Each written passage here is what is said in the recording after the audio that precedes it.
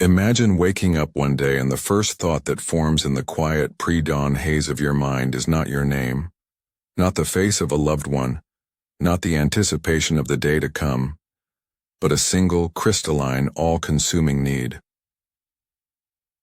It is a thought that feels more ancient and more fundamental than your own consciousness. It is the thought of the drink, the pill, the scroll, the bet, the hit. It doesn't arrive as a villain, cackling and malevolent.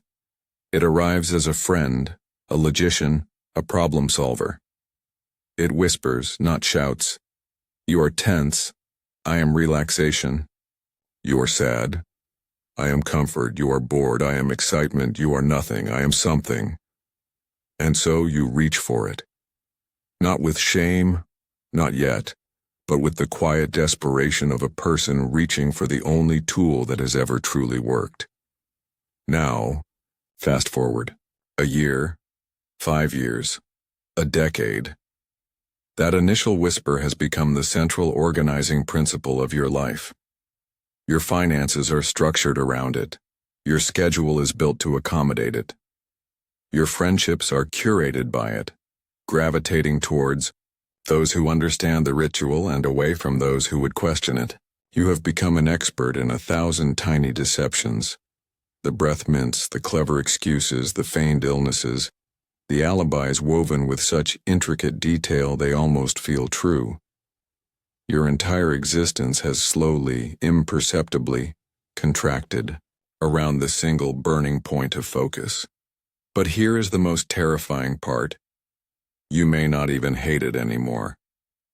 The struggle has become so familiar it feels like home. The ritual of the craving, the pursuit, the satisfaction, the guilt, the renewed craving. This cycle no longer feels like a prison you're in. It starts to feel like the you that is in the prison. It doesn't feel like something you do. It begins to feel like who you are. When you look in the mirror, who do you see? The person you once dreamed of becoming? Or do you see the alcoholic, the addict, the user, the gambler, the obsessive, the broken one? When you meet new people, is your first unspoken fear that they will discover your secret? And when you are with old friends who knew the you from before, does a part of you feel like a ghost haunting a life that no longer fits? This is the great silent coup of addiction. It is not merely a hijacking of your dopamine receptors. It is a hostile takeover of your narrative. It doesn't just want your time, your money, your health. It has a far more ambitious goal. It wants your story. It wants to become the protagonist, the setting, the conflict, and the theme of your entire life. It seeks to edit your past, dictate your present, and author your future. The initial relief, the escape, the pleasure, that was merely the bait. The hook is identity. So we arrive at the unsettling foundational question. What happens when a behavior stops being something you do and becomes the very core of who you believe yourself to be? How does a pattern of action cement itself into a state of being? This is more than a question of habit or compulsion. It is a profound philosophical and psychological paradox. You are both the prisoner and the warden, the sickness and the patient. To break free, you are not just fighting a substance or a behavior. You are fighting a version of yourself that you have come to know intimately, a self that, for all its misery, provides a perverse sense of stability and purpose. To let it go feels less like a liberation and more like a death. And who, in their right mind, would willingly step into the void of their own annihilation? This is the invisible weight you carry. This is the contradiction you live. You desperately want to change, but the very idea of you without this thing feels like an existential impossibility. The path forward, then, is not through willpower alone. It is through understanding the sinister, brilliant, and deeply human process of how a solution becomes a trap, and how a trap, over time, builds itself a home and calls it your soul. To understand this hostile takeover of the self, we must look beyond the moral failings and weak willpower narrative. The roots of this transformation are not found in a character flaw, but in a fundamental, almost primal, human operating system. The process is insidious because it co-opts your deepest psychological needs and twists them into a grotesque parody of purpose. At its core, this is a story of pain and its avoidance. The German philosopher Arthur Schopenhauer, a profoundly pessimistic but piercingly insightful thinker, stated that all life is suffering. He argued that we are condemned to be willful creatures, perpetually desiring, and that the fulfillment of desire only offers a brief respite from the torment of want before a new desire emerges. We are, in his view, on a hedonic treadmill, swinging like a pendulum between the pain of lack and the boredom of satisfaction. The addictive behavior, in its initial stages, is a brilliantly effective, if ultimately self-destructive, solution to this problem. It offers a direct, predictable, and powerful shortcut to satisfaction.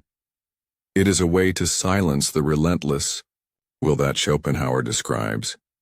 It doesn't just numb physical or emotional pain, it numbs the existential condition of being a wanting creature. But the plot thickens. Why does this behavior, out of all others, become the cornerstone of identity? The answer lies in the human mind's desperate need for coherence. We are meaning-making machines.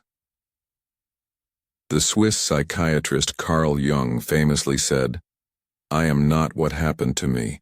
I am what I choose to become." Yet when trauma, loss, anxiety, or a deep-seated sense of emptiness strikes, the process of choosing who to become feels impossible. The psyche is fractured. In this void, the addictive behavior doesn't just feel good, it makes sense. It provides a simple, clear, and devastatingly effective framework for understanding the world and your place in it.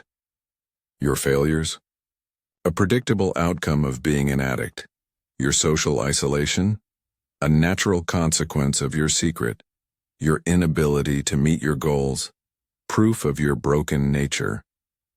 The behavior provides a ready-made, all-encompassing explanation for everything that is wrong. It is a painful identity, yes, but it is an identity. It is a solid story in a life that has become a confusing and terrifying series of disjointed events. It answers the terrifying question, "Who am I?" with a brutal but definitive answer, "You are the one who does this." This is a classic example of what psychologists call a self-fulfilling prophecy. You believe you are broken and incapable of connection, so you act in ways that make you broken and drive people away, which then reinforces your core belief. The identity becomes a fortress, built not to keep others out, but to keep yourself imprisoned within a known, predictable reality. The unknown territory of a healthy, free life becomes more frightening than the familiar hell of your addiction. This is where the modern world acts as a potent accelerant. The French existentialist Jean-Paul Sartre argued that we are condemned to be free, burdened with the terrifying weight of creating our own meaning and values in a universe that offers none. This freedom is a heavy, nauseating responsibility, what he called anguish.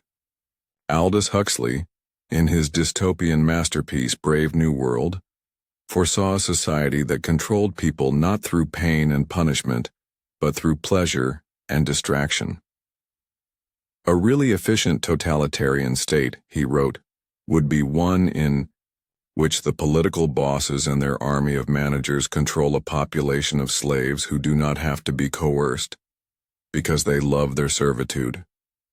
Now, consider our world. A hyper-connected, stimulus-saturated landscape designed to exploit our deepest vulnerabilities for profit. The slot machine, the social media feed, the pornographic site, the endless streaming service. They are all engineered to provide the same thing: an escape from the anguish of freedom, a ready-made identity of user, consumer, gamer, scroller. They offer a prefabricated narrative to replace the hard, individual work of building your own. They are a Soma-like solution to the Schopenhauerian dilemma. The most potent addictions of our time are not just chemical, they are behavioral, and they sell us the identity of consumption to avoid the terrifying responsibility of creation. The hidden problem, then, is not the substance or the behavior itself. The problem is the void it fills. The problem is the human aversion to freefall, to meaninglessness, to the raw, unfiltered experience of life with all its uncertainty and pain. The addictive identity is a maladaptive solution to a legitimate human problem, the problem of how to be a self. It is a counterfeit purpose, a stolen narrative. It is a rebellion against the burden of freedom that ultimately leads to a far more oppressive servitude. You trade the anxiety of an open future for the certainty of a locked cell, and you eventually forget that you were ever the one who held the key. This fusion of behavior and being does not exist in a vacuum. It radiates outward, warping your perception of reality itself, constructing a world that perfectly justifies its own existence. The identity of the addict is not a passive label. It is an active cognitive architect. It designs a prison so seamless that the walls become invisible, mistaken for the natural boundaries of the world. This construction project is executed through a series of unconscious cognitive biases. Your brain, now a loyal servant to this new identity, begins to filter all information through its lens. This is known as confirmation bias. You will notice every story of recovery that failed, every person who relapsed, every article that speaks of addiction as a lifelong, incurable disease. You will cling to these data points as proof of your own immutable nature. Conversely, you will dismiss stories of redemption as outliers, miracles, or lies. Your brain, to protect the coherence of your self-concept, actively seeks evidence that you are broken and ignores evidence that you can be whole. Simultaneously, a more sinister bias takes hold. The sunk cost fallacy. You have invested years in this identity. You have sacrificed relationships, opportunities, and pieces of your own integrity to it. To walk away now would mean admitting that those years were truly lost, that those sacrifices were for nothing. The thought is so existentially painful that it feels easier to continue the investment, to double down on the identity, because to stop would be to render your past suffering meaningless. The identity becomes a monument to your own pain, and you feel a perverse obligation to keep building it, lest the entire structure collapse into a heap of wasted time and regret. Neurologically, the pathway is carved ever deeper. Every repetition of the ritual, the craving, the action, the reward, strengthens the neural circuits associated with it. But it's not just the habit circuit that is strengthened, it's the self-concept circuit. The part of your brain that holds the answer to who am I, primarily the medial prefrontal cortex, becomes fused with the neural pathways of the addiction. Through a process of Hebbian plasticity, neurons that fire together wire together. The thought of me and the thought of the drug behavior begin to activate simultaneously. They become neurologically synonymous. Trying to separate them doesn't feel like breaking a habit. It feels like trying to perform brain surgery on yourself without anesthesia. It feels like self-annihilation because on a physical level, it is. You are asking one deeply integrated neural network to violently excise another. The consequences permeate your entire perceptual field. Your emotional range narrows to a monochrome palette of craving, shame, relief, and numbness. Joy becomes a distant memory, a theoretical concept belonging to other people. Sadness, without the ritual to blunt it, feels like it would be apocalyptic, so you preemptively avoid it. You lose the vocabulary for a nuanced emotional life. Your relationships become transactional, based on whether a person can aid your identity or threaten it. Those who enable you are tolerated. Those who love you enough to challenge you are seen as enemies, as threats to your very existence, because they are attacking the core of who you believe yourself to be. You push them away, and their departure is then used as further confirmation of your broken, unlovable nature. The cycle is airtight, logical, and utterly devastating. On a societal scale, this phenomenon creates invisible castes. It reinforces stereotypes and fuels stigma, because we are collectively trapped in the same simplistic narrative. We see the addict, and we only see the identity, not the human being trapped within it. We fail to see the Schopenhauerian pain, the Sartrean anguish, the search for meaning that went horribly awry. This cultural blindness makes recovery seem not just personally impossible, but socially impossible. Why would you try to escape an identity that everyone else already expects you to fulfill? The most profound and unseen consequence, however, is the silencing of the authentic self. Beneath the monument of this constructed identity, the person you were meant to be is not gone. They are buried alive. They are a ghost in the machine, occasionally sending up signals, a fleeting moment of genuine laughter, a spark of curiosity about an old hobby, a pang of real connection that breaks through the numbness. But these signals are interpreted by the dominant identity as threats, as anomalies, as pain. They are quickly suppressed by the ritual. The true self is starved of oxygen, of expression, of life. You become a custodian of your own prison, diligently stamping out any signs of the very freedom you crave. You are living a life of quiet desperation, not because you are choosing to, but because you have forgotten that any other kind of life could possibly belong to you. The world has shrunk to the size of your craving, and you have accepted that this tiny, airless room is the entire universe. This cultural reinforcement operates like a feedback loop of existential neglect. We live in a society that often prioritizes quick fixes over deep introspection, consumption over creation, and productivity over purpose. We are taught to outsource our discomfort to a pill, a product, a purchase, a platform. When someone falls into the trap of addiction, the very systems that helped create the void then punish them for trying to fill it.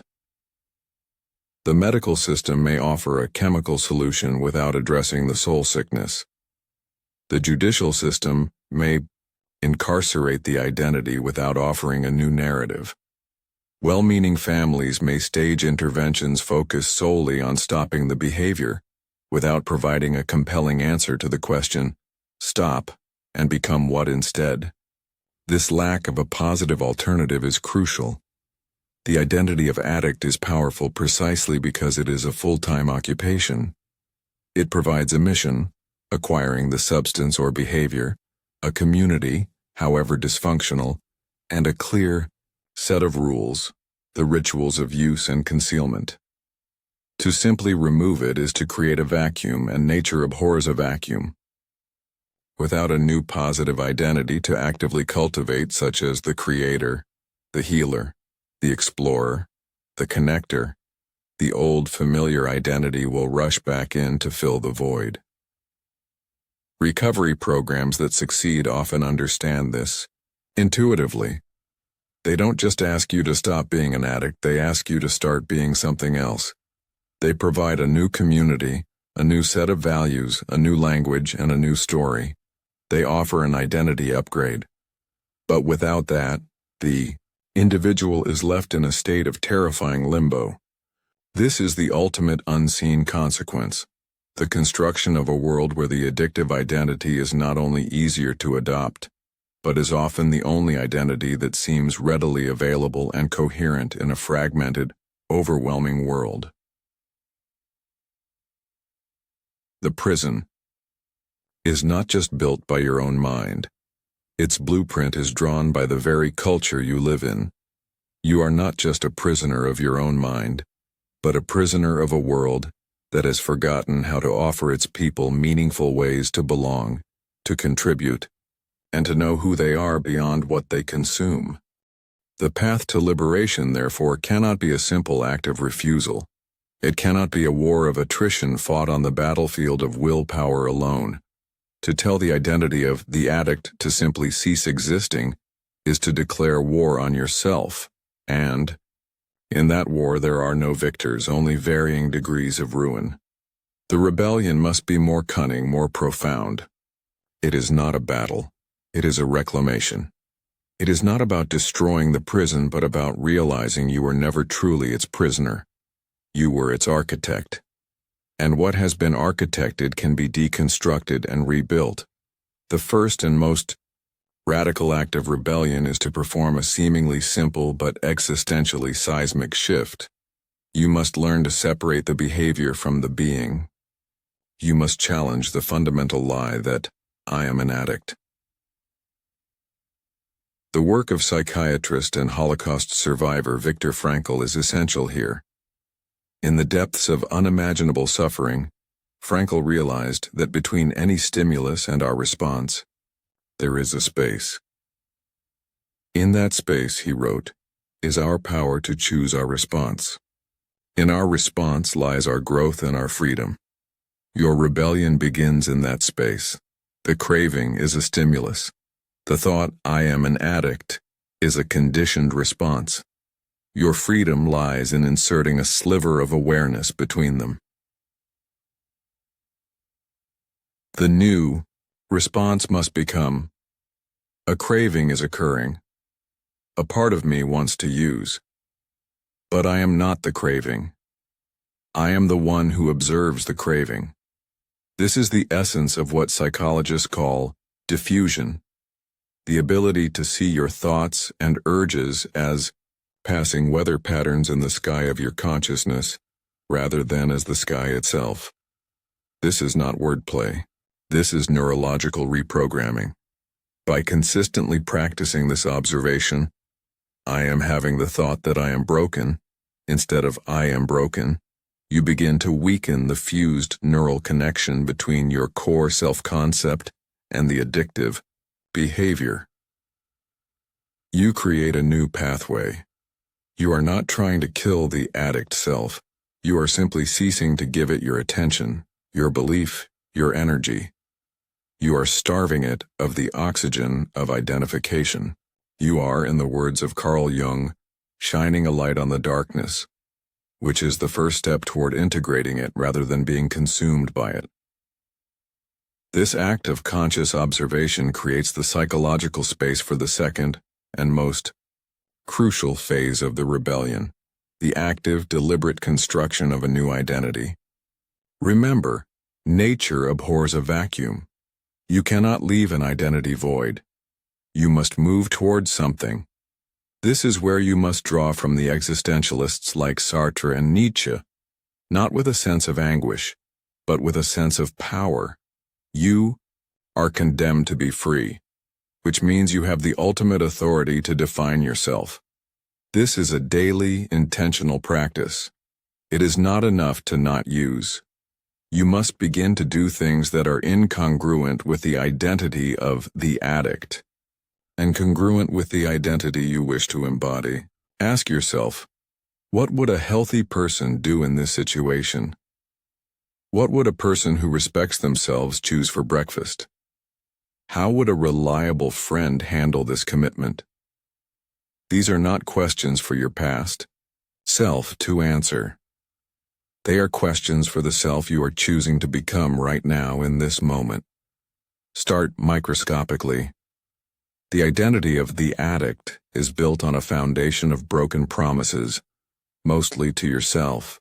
The new identity must be built on a new foundation of kept promises, however small. Make a promise to yourself to walk for 10 minutes, and then keep it. Make a promise to drink a glass of water, and keep it. Make a promise to go to bed at a certain time, and keep it. Each kept promise is a brick in the new structure. It is neurological proof that you are capable of change, that your word to yourself has meaning. This process builds what psychologists call self-efficacy, the belief in your own ability to execute the behaviors required to manage prospective situations. It is the antithesis of helplessness. This new identity must be fed with new language. Excommunicate the phrase "I am an addict" from your internal vocabulary. Replace it with more accurate, less identificatory language. I am a person recovering from addiction, or I am someone who is learning new ways to cope, or simply, I am someone who does not use that anymore. Language is the software that runs the hardware of your brain. Change the code, and you change the output. Seek out communities that reflect the identity you are moving toward, not the one you are leaving behind. Neuroplasticity is social. Our brains are mirrored and shaped by the people around us. Surround yourself with people whose very existence is a testament to a different way of being. Their neural patterns of calm, of resilience, of joy will begin to serve as a template for your own. This is not about imitation. It is about inspiration and integration. This rebellion is, at its heart, a spiritual one. It is a declaration that you are not your past, you are not your mistakes, and you are certainly not your most destructive coping mechanism. You are the conscious awareness behind all of it. You are the author, and you have decided that the old story is over. The pen is in your hand. The next chapter is blank. This is not a cause for terror, but for the most profound excitement. You are not losing yourself. You are finally, after all this time, coming home to yourself. After the struggle, after the conscious uncoupling of self from behavior, after the diligent laying of new bricks for a new identity, there comes a moment of quiet. It is not a loud victory, not a dramatic climax, but a deep, settling silence. And in that silence, the final, most profound truth reveals itself. It is a truth that recontextualizes the entire brutal, beautiful journey. It is this: the prison was never the addiction. The addiction was the key. It was the instrument of your own self-destruction, yes, but it was also the only thing brutal and brilliant enough to force you onto the path of true self-creation. It was the catalyst for a transformation so total that you would have never willingly chosen it otherwise. You had to be cornered. You had to be brought to the very brink of self-annihilation to finally understand what it means to truly be. This is the ultimate paradox. The very mechanism that sought to erase you became the precise instrument of your awakening. It functioned as a perverse, painful, but perfectly efficient spiritual teacher. It held up a mirror to every fractured part of you. The unprocessed trauma, the unexpressed grief, the unlived life, the cowardice, the arrogance, the fear, and forced you to stare at it, day after day, until you had no choice but to either shatter completely or begin the work of integration. The addiction did not create your brokenness. It revealed it. It was the symptom of a soul that had lost its way, screaming for attention in the only language it knew how to speak, through compulsive, self-destructive action. This is the final, liberating reframe. You are not a recovered addict. You are an alchemist. You are someone who took the base, leaden weight of your deepest pain and, through the fire of conscious suffering, transmuted it into the gold of wisdom. The identity you so carefully constructed in recovery, the healthy person, the reliable friend, was merely a necessary scaffolding.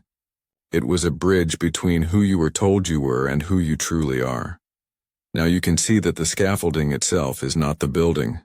The true structure, the eternal and unassailable you, is what existed before the addiction, during the addiction, And after the addiction, it is the awareness itself, the immutable witness.